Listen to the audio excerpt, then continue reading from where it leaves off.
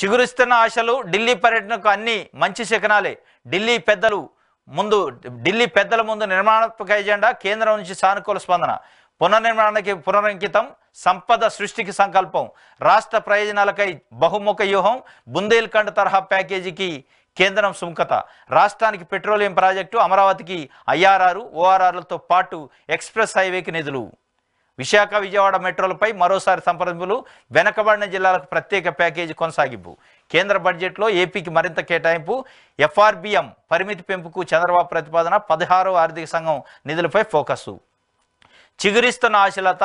ముఖ్యమంత్రి చంద్రబాబు నాయుడు గారు ఢిల్లీ పర్యటన పెట్టుకుంటూ ఏపీకి సంబంధించిన నిధులు రాబట్టడానికి, ఏపీకి రావాల్సిన అనేక రకాల వ్యవహారాలని మాట్లాడటానికి వెళ్ళారు.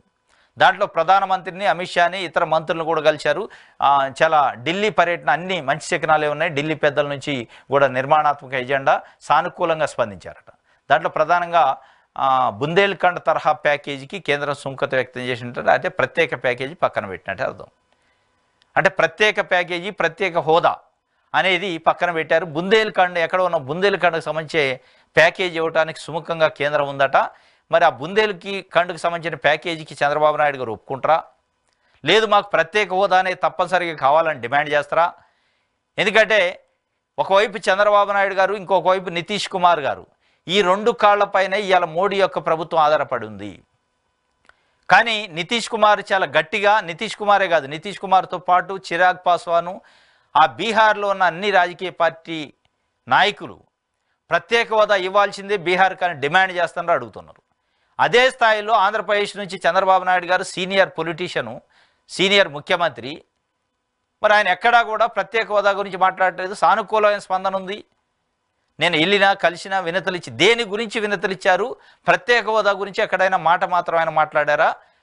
మాట్లాడితేనే మరి బుందేల్ఖండ్కు సంబంధించిన ప్యాకేజీ ఇవ్వడానికి సుముఖత వ్యక్తం చేశారా? ప్రత్యేక హోదా వద్దు, ఇవ్వలేమని చెప్పారా అనే విషయాలు అయితే చెప్పలేదు. కానీ బుందేల్ఖండ్ తరహా ప్యాకేజీకి అయితే సుముఖంగా ఉందట. దానికి సంబంధించి ఒక వార్త. విజయవాడ విశాఖపట్నం మెట్రోల పైన మరొకసారి సంప్రదింపులట. అమరావతికి అయితే ORR, IRR, inner ring road and outer ring రోడ్కి సంబంధించి ఎక్స్ప్రెస్ హైవేకి నిధులు అని చెప్పి వాటికైతే ఓకే అన్నారట. 16వ ఆర్థిక సంఘం నిధులపైన కూడా ఫోకస్ పెట్టారట. ఇది మొత్తానికైతే ప్రత్యేక హోదా పైన చంద్రబాబు నాయుడు గారు ఆ స్థాయిలో, అంటే ప్రజలు ఆశించిన స్థాయిలో, ఇప్పుడున్న పరిస్థితులకు అనుగుణంగా, ఇప్పుడున్న పరిస్థితులకి సపోర్ట్ చేస్తేనే బాగా ఆంధ్రప్రదేశ్ యొక్క మాట పరపతి చెల్లుబాటు అయితే ఢిల్లీలో ఆ స్థాయిలో అడుగుతున్నట్టు అనిపించలే. ప్రత్యేక హోదా కోసం ఆ స్థాయిలో ఒత్తిడి చేస్తున్నట్టయితే అనిపించలా. అటు బీహార్ వాళ్ళు మటుకి చాలా గట్టిగా మాట్లాడుతున్నారు, తప్పనిసరిగా ఇవ్వాల్సిందే ప్రత్యేక హోదాని. చూడాలి.